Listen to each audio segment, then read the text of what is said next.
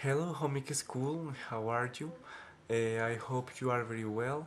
I am Santiago Giraldo in 11th grade, and I'm going to present the evidence of the English exhibition of the second bimester.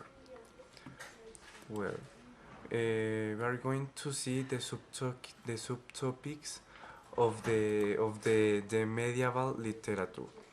This is the topic how to see today.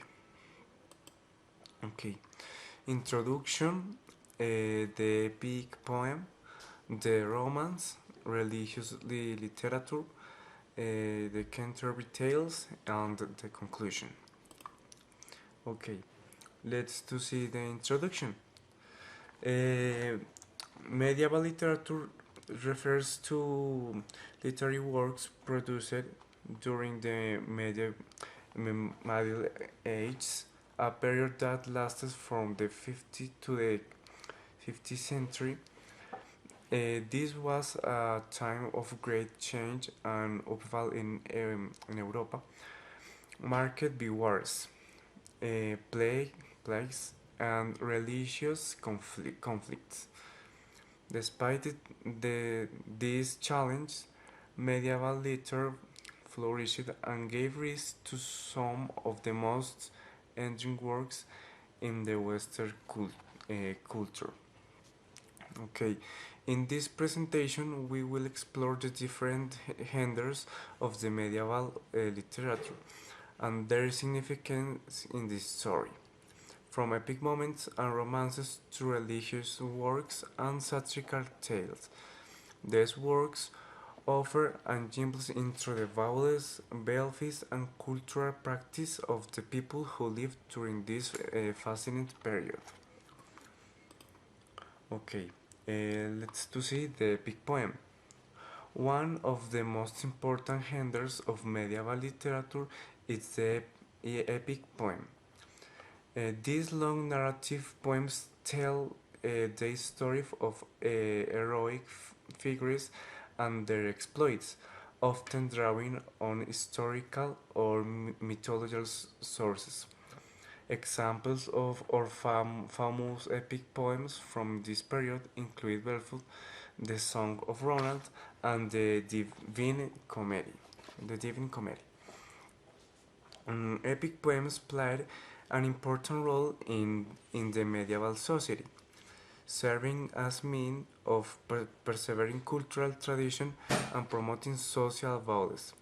They were often performed in public settings, such as courts or festivals, and served as source of entertainment and inspiration of audience.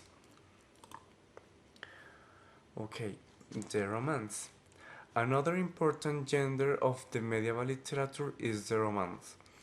These works are characterized by their focus on love and chivalry, often flirting knights and ladies engaged in the courtly love. Common themes and motifs in the medieval romance include chess, magic, and supernatural beings. Okay, romance played an important role in shaping cultural attitudes towards love and relationships, and helped to establish the ideals of chivalry that would become so closely associated with medieval society. Religious literature. The religion was a central aspect of life in medieval Europe, and as such, religious literature played an important role in shaping cultural attitudes and beliefs. Examples of famous religious works from this period include the Bible, the Divine Comedy, and the Canterbury of Tales. This work served a means of promoting religious values and educating the populace about important theological concepts. They were also often used as means of political propaganda, with rulers commissioning works that promoted their own religious or political agendas. The Canterbury Tales.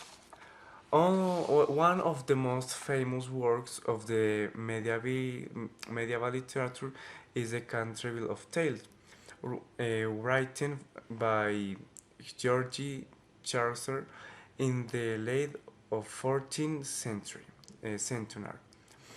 This work is a collection of stories told by a group of pilgrims of their way to the shrine of Thomas Becket in Canterbury. The Canterbury Tales is notable for its use for satire and humor, as well as its depiction of a wide range of social classes and occupations. It offers a fascinating glimpse into the everyday lives of people during this period and has had a lasting impact of English literature and culture. Okay, for finish, let's to see the conclusion.